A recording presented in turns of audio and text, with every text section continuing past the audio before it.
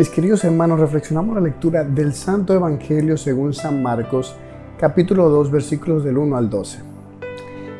Cuando a los pocos días entró Jesús en Cafarnaúm, se supo que estaba en casa.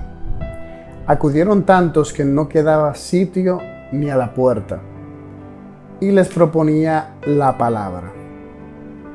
Y vinieron trayéndole un paralítico llevado entre 4, y como no podían presentárselo por el gentío, levantaron la techedumbre encima de donde él estaba, abrieron un boquete y descolgaron la camilla donde yacía el paralítico. Viendo Jesús la fe que tenían, le dice al paralítico: Hijo, tus pecados te son perdonados. Unos escribas que estaban allí sentados pensaban para sus adentros: ¿por qué habla este así? Blasfema. ¿Quién puede perdonar pecados sino solo uno, Dios? Jesús se dio cuenta enseguida de lo que pensaban y les dijo: ¿por qué pensáis eso? ¿Qué es más fácil, decir al paralítico: tus pecados te son perdonados, o decir: levántate, coge la camilla, echa a andar? Pues para que veáis que el Hijo del Hombre tiene autoridad en la tierra para perdonar pecados, dice al paralítico: te digo, levántate, coge tu camilla y vete a tu casa. Se levantó, cogió inmediatamente la camilla y salió a la vista de todos. Se quedaron atónitos y daban gloria a Dios diciendo: nunca hemos visto una cosa igual. Palabra del Señor. Este texto, que de suyo se utiliza para confirmar la divinidad de Jesús.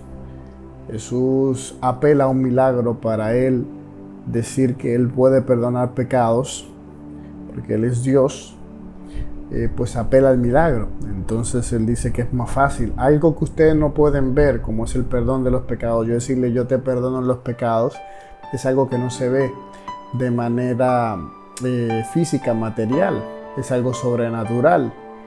Pero sí se ve el curar a una persona, si es algo que a la vista es un signo. Y entonces Jesús usa de su poder milagroso, que significa que Dios, si Dios no lo ha enviado, si Dios no está de acuerdo, si Él no es Dios, no se puede confirmar con un milagro algo que Él está proponiendo, porque entonces Dios se contraría, estaría apoyando con un milagro algo que es falso. Por eso también así es que cuando se va a canonizar a alguien, se suelen pedir milagros, porque es una confirmación de parte de Dios de que esa persona realmente murió en olor de santidad. Pero en este caso quiero llevar esta cita bíblica, esta pericopa, de otra manera. Vamos a verla del lado de esta fe que tenían estas personas. Primero es que estaba en Cafarnaúm. Jesús estaba en una casa que estaba abarrotada de gente. La gente se agolpaba para escuchar a Jesús hablar. Y oigan qué curioso, dice que Jesús le proponía la palabra. No les imponía la palabra, se la proponía. ¿Por qué? Porque en la vida de la fe hay libertad. No creemos por imposición, no creemos por obligación, no creemos por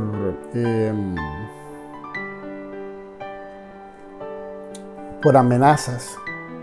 No, creemos porque libremente elegimos creer en el Señor. Y esa libertad nuestra es ayudada por el Espíritu Santo. El Espíritu Santo ayuda a nuestra libertad para que nosotros podamos creer.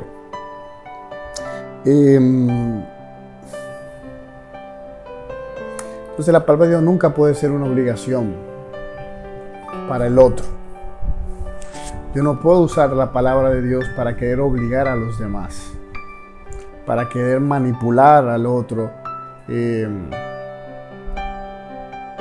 para utilizarla para yo alcanzar medios para mí. O de la misma manera como yo voy avanzando, quiero que avance el otro. Tampoco. El camino espiritual es siempre distinto en cada persona. Cada persona tiene su camino espiritual. Por eso cada persona tiene que tener su director espiritual para que le ayude, que ya hoy en día no se llama director espiritual, hoy en día se llama más un acompañante espiritual, para que en ese acompañamiento te ayude con su sabiduría a que puedas aprender tú a tomar las decisiones en el espíritu, a caminar en la vida en el espíritu. Pero eres tú que te das cuenta. No es el acompañante que te dice lo que tienes que hacer. Eres tú mismo que te vas dando cuenta de qué tienes que cambiar, de cómo tienes que mejorar, de qué tienes que hacer más tú mismo. No es imposición. Lo que se impone no da fruto. A lo que se obliga no da fruto. ¿Sí? Siempre la libertad es lo que da fruto. La libertad de los hijos de Dios. Y le traen este paralítico. Lo hacen 4 personas, llevan a este paralítico. Como la gente no permitían que se lo pudieran acercar, imagínense, ellos se van por el techo, suben con su paralítico y abren un hueco. Hacen algo políticamente incorrecto, están interrumpiendo la palabra de Dios. La interrumpen, Jesús está predicando.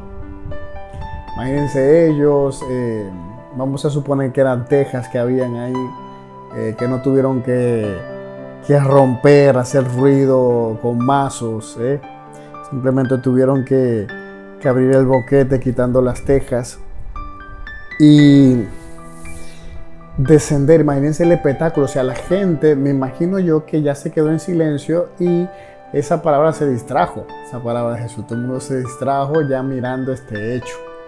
Y Jesús, gracias a Dios, no era como somos nosotros, que nos hubiéramos escandalizado de eso. Mira, estás interrumpiendo la palabra de Dios, no, Jesús, que sabía que ellos lo estaban haciendo, Él en su omnipotencia, en su omnisciencia, lo había visto desde que ellos salieron con Él, desde la carretera de donde habían salido y venían caminando. Mientras Él estaba hablando, Él sabía que venían. Y los veía subiendo al techo. Y me imagino yo que se sonreía mientras estaba hablando, viendo todo lo que ellos estaban haciendo para entrar a ese paralítico. Y viendo Jesús la fe que tenía, dice la palabra de Dios, le dice al paralítico: Hijo, tus pecados te son perdonados.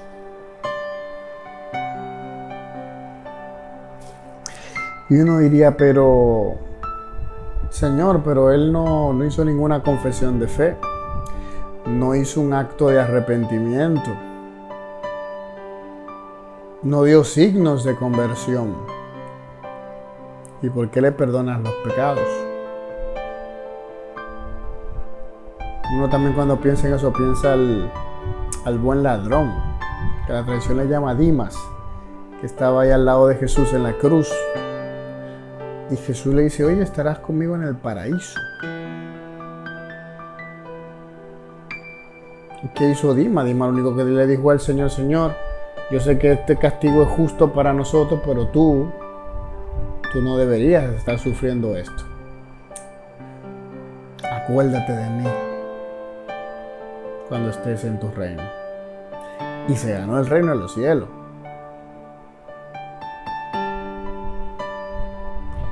Y Dimas no hizo una confesión de fe.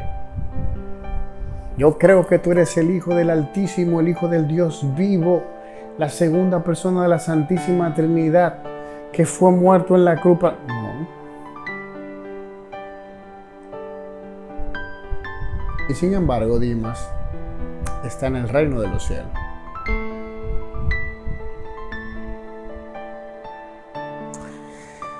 Hijo, tus pecados te son perdonados. Qué bonito.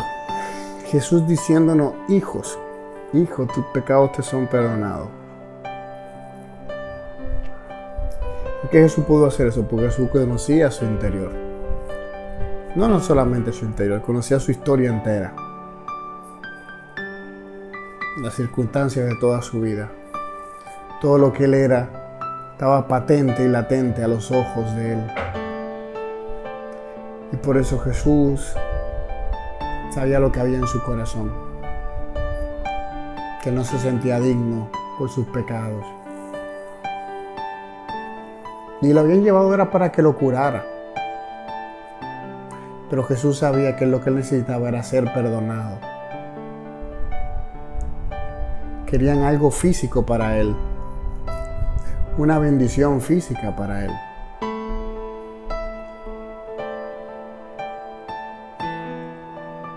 Pero Jesús sabía que la bendición que él necesitaba era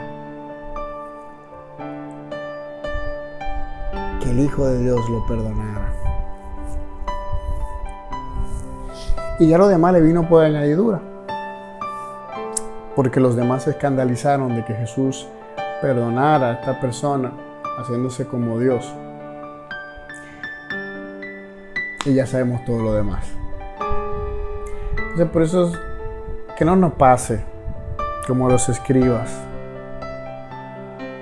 que juzgamos a Jesús, que es misericordioso.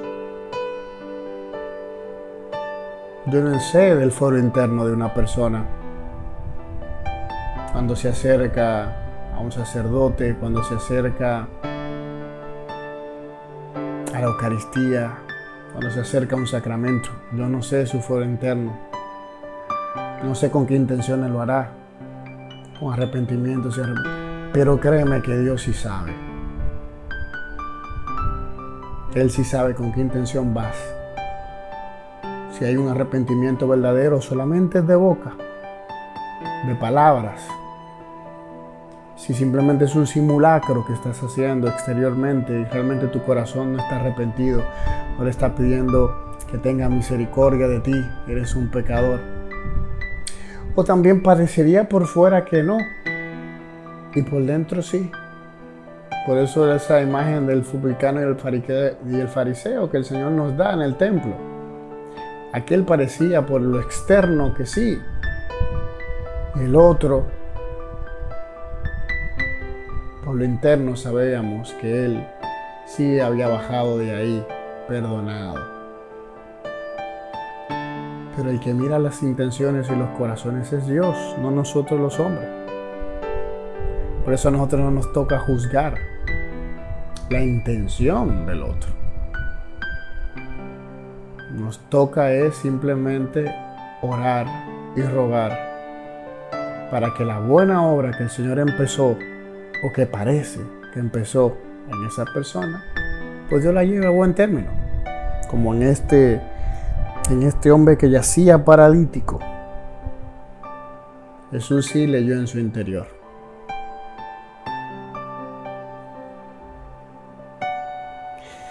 Y cuando vemos esas obras de Dios, que después ese hermano que no parecía que se estaba convirtiendo, y después lo vemos que empieza a la iglesia, comienza a acercarse, que vemos esa obra, ese cambio en él, entonces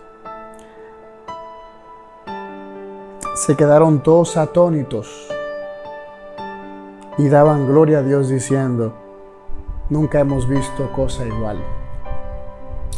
Porque el que convierte, el que cambia el corazón, es el Señor, no los hombres.